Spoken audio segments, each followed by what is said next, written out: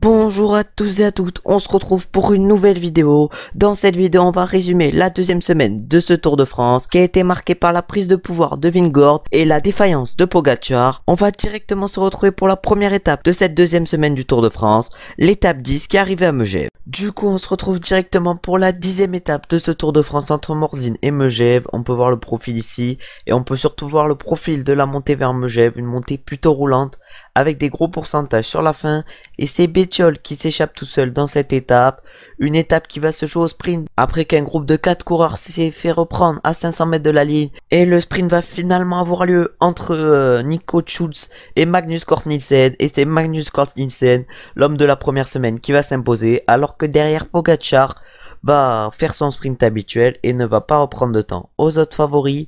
On peut voir le classement de cette étape ici avec la victoire de Cort Nielsen devant Nico Schulz et Luis Leon Sanchez.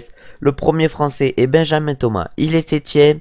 Et au classement général, on a un petit changement avec l'arrivée de Lennart Kämna dans le top 10, il est 2ème à 11 secondes de Tadej Pogačar. Un classement qui risque d'être bouleversé avec la 11e étape qui arrive. Maintenant, on est sur la 11e étape de ce Tour de France, une étape qui risque d'être importante pour le classement général. On peut voir les deux montées qui seront importantes sur cette étape. On peut voir d'abord le col du Galibier où il y aura notamment le Télégraphe en première partie, un col assez dur qui va jusqu'à 2600 mètres d'altitude. Et ensuite, on peut voir le col du Granon avec ses pourcentages énormes et qui arrive à 2400 mètres de haut. Maintenant, on va aller voir ce qui va se passer sur cette étape INSEE. On est maintenant sur le résumé de cette 11e étape où c'est un groupe de 5 coureurs qui va d'abord s'échapper avec Pogačar, Roglic, Laporte, Vingegaard ou encore Geraint Thomas. Et c'est Vingegaard et Roglic qui vont attaquer tour à tour le maillot jaune, les coureurs de la Jumbo-Visma, comme on peut le voir ça, mais Pogačar va répondre à toutes les attaques. Et en haut du Galibier, c'est Warren Barguil qui passe seul en tête, alors que Pogačar passe en tête avec Vingegaard. En haut du Galibier, Bardet est juste derrière. Et dans la descente, il y a un regroupement, le groupe Gaudu-Roglic revient. Et à 8 km du sommet, Quintana va attaquer alors que Barguil est devant. Et surtout à 4 km, on peut voir ici l'attaque de Vingegaard. Et Pogačar ne peut pas suivre l'attaque de Jonas Vingegaard, qui est très fort. Pogačar se fera même rattraper par David Gaudu à 1 km 500. Gaudu qui arrivera à le rattraper. Alors que devant c'est Vingegaard qui s'impose. Belle victoire, lui qui va donc prendre le maillot jaune. Il s'impose devant Quintana et Romain Bardet. Quintana à 1 minute, Romain Bardet à 1,12. Et le calvaire de Pogačar se finit, lui qui finit à 2 minutes 53.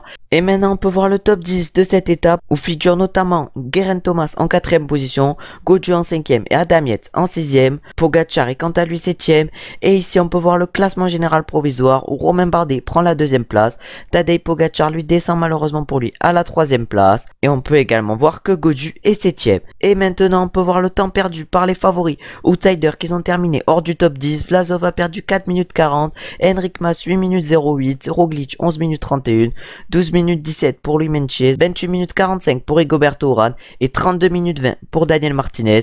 Ils peuvent tous dire au revoir à un podium au classement général. Du coup, maintenant, on se retrouve pour la 12e étape de ce Tour de France, dont on peut voir le profil ici et qui arrive à l'Alpe d'Huez, où les coureurs parcourront également le col de la Croix de Fer, dont on peut voir les pourcentages ici, un col plutôt irrégulier. Et pour finir, ils parcourront l'Alpe d'Huez, un col assez dur et surtout un col mythique qui pourrait donner envie à certains grimpeurs. Et cette 12e étape commence par l'attaque de Pidcock dans l'échappée à 10 km de l'arrivée dans l'Alpe d'Huez. Et dans le peloton, on peut voir que Gaudu et Quintana, quant à eux, craquent et sont les premiers à craquer. Romain Bardet craque après à 4 km du sommet, malheureusement pour lui. Alors que devant c'est Tadej Pogačar qui attaque plusieurs fois, à chaque fois suivi comme son ombre par Jonas Vingegaard, comme on peut le voir ici. Alors que devant, c'est Thomas Pidcock qui remporte l'étape et qui va donc faire un rapproché au général. Chris Froome lui va chercher une belle 3ème place. Et dans le groupe de favoris, Pogačar fait son sprint habituel et finit devant Vingegaard et Geraint Thomas. On peut voir également Enric Mas en fond. Et du coup, on peut voir les écarts sur cette étape où Tadej Pogačar ne reprend pas de temps à Jonas Vingegaard. Et on peut voir il y a eu quelques changements au classement général. Mais Vingegaard est toujours en tête devant Pogačar. Geraint Thomas prend quant à lui la 3ème place. Et ici, on peut voir le temps perdu par les favoris outsiders qui ont terminé hors du top 10.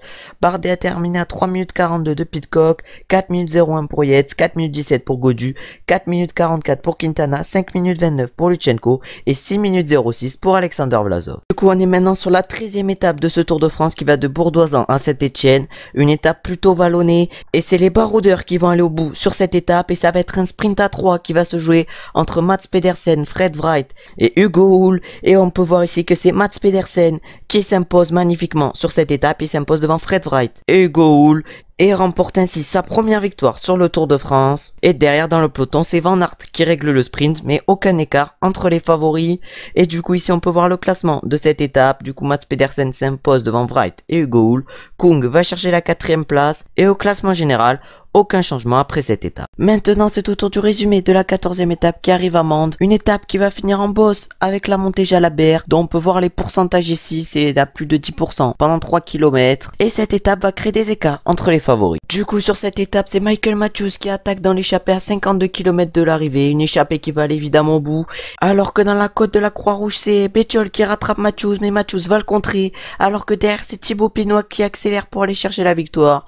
Mais malheureusement Matthews était trop fort et il va aller chercher la victoire d'étape. Bettiol fait 2 et Pinot fait 3 sur cette étape. Dans le groupe des favoris, c'est Pogacar qui fait tout péter et qui se retrouve donc seul avec Vingegaard, alors que derrière Gaudu accélère pour reprendre un max de temps aux autres favoris. Du coup on peut voir ici que Pogacar et Vingegaard sont les premiers favoris arrivés, et derrière on a Gaudu directement suivi par Thomas et Quintana.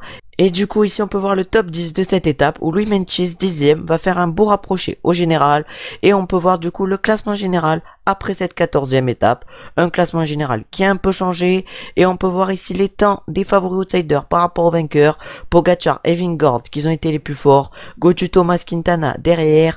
Après à 12 minutes 56 on a Adam Yates, à 13 minutes on a Vlasov, Bardet, Enric Mas, à 13 minutes 24 on a Lutsenko, et pour finir à 13 minutes 44 on a Tom Pidcock. On est maintenant sur la 15e étape de ce Tour de France qui va de Rodez à Carcassonne, une étape qui risque d'être promise aux sprinteurs qui passent bien les bosses ou à des baroudeurs très costauds. Et à seulement 48 km de l'arrivée, il y a Benjamin Thomas et Alexis Goujard qui s'échappent dans la dernière côte de cette étape, et malheureusement pour lui à 450 mètres, Benjamin Thomas va se faire reprendre par le peloton. Et on peut voir ici le sprint final où c'est 3 hommes costauds qui vont s'affronter, Pedersen, Van Aert et Philipsen, et c'est Philipsen qui va avoir le dernier mot et s'imposer. Et lui qui tourne autour remporte enfin sa première victoire. Peter Sagan va chercher la 4e place, Groenewegen fait 6, Sénéchal fait 7, et au classement général, aucun changement, mais à noter la chute de Jonas Vingegaard durant l'étape, qui a également perdu un coéquipier à lui, c'est-à-dire Steven Kruijswijk, après avoir perdu Roglic qui a lui abandonné avant l'étape. En tout cas, cette 3e semaine risque d'être intéressante dans la bataille pour la victoire entre Vingegaard et Pogacar,